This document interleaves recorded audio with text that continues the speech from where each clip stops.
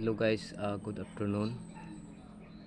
Meron naman akong ibahagi guys habang wala pa tayo sa wala kasi kaming operate ngayon sa site namin.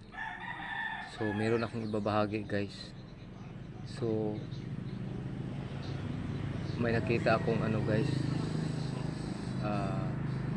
yung bato na to para siyang red tisa pero mabigat siya guys, tapos sobrang tigas guys.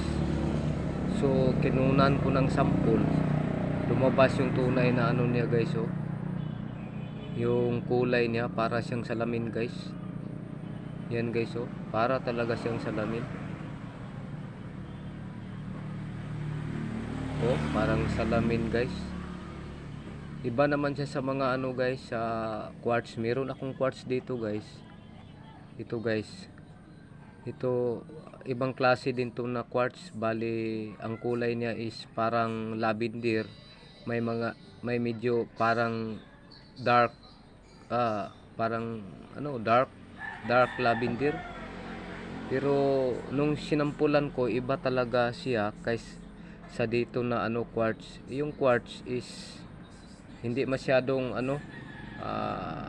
makintab, yung katamtaman lang. Pero sinampulan ko guys, ito guys, mayroon tayong sample dito guys. Yung tawag dito guys, ito matulis to. So igasgas natin guys, igasgas. Ito gasgasan natin. Yan.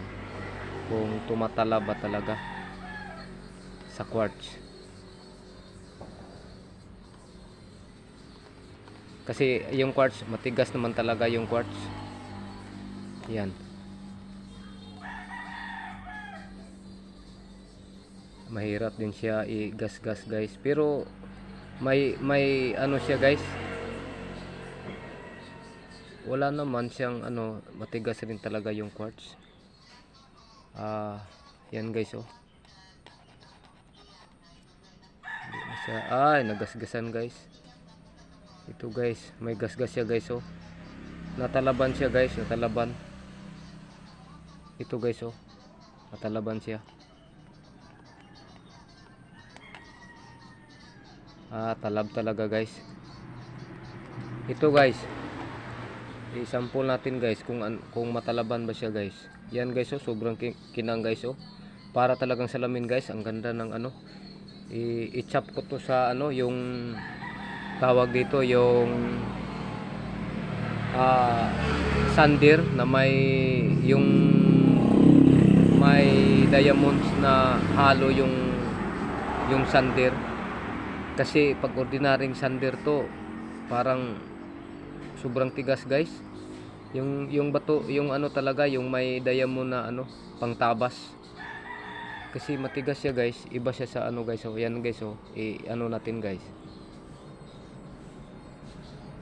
Hindi man lang nagasgasan guys. Wala talaga guys, oh. Wala talaga guys, oh. Yan guys, oh. Ganda talaga to guys.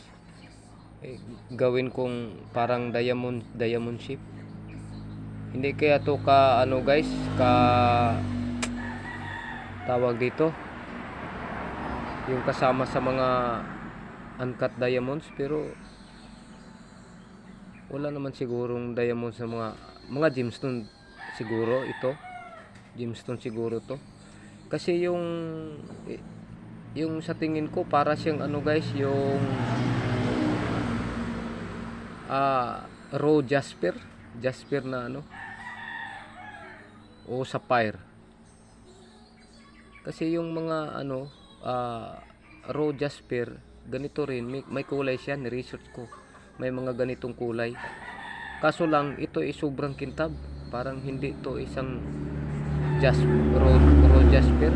Para to siguro sapphire, o kaya posible kaya ito guys ay isang uncut diamond. Pero wala naman tayong makikita ng mga ganitong uncut diamond. Pero mabigat to guys. Ang bigat nito guys, nasa 50 grams. Ito, mabigat talaga siya, 50 grams. Yan guys, oh, sobrang kintab guys. Hindi talaga magasgasan guys. Kahit matulis ito, maano guys, metal to eh. Dapat magasgas yan. Yan guys oh. Wala talaga guys oh. Yan guys oh. Parang wala lang. Wala talaga. Para siyang uncut diamond guys.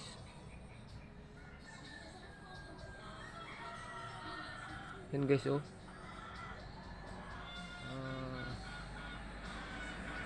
Parang may replika siya guys. Parang may replika no sa likod ko. Yan no. Para talaga siyang salamin guys. Yan guys oh.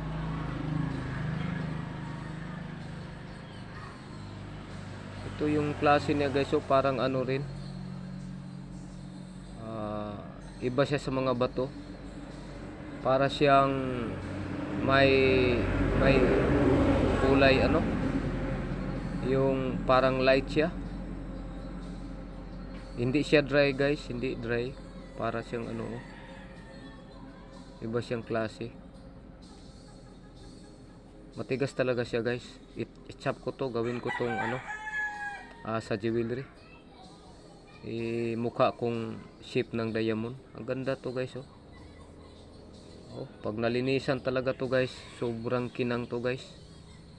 Iba sa mga bato guys. May quartz naman ako pero hindi ganito ka kintab. Ito parang salamin talaga. Oh. Para rin siyang gemstone. Baka ano to, mga gemstone na hindi pa na-process ba. Kasi sobrang tigas guys. Yan guys oh. Iba sa mga quartz guys. Yan. Iba. Ito isang quartz. Kintab rin siya pero hindi talaga siya kagaya nito. Parang salamin guys oh. So hanggang dito lang po guys. Salamat po sa panonood. God bless.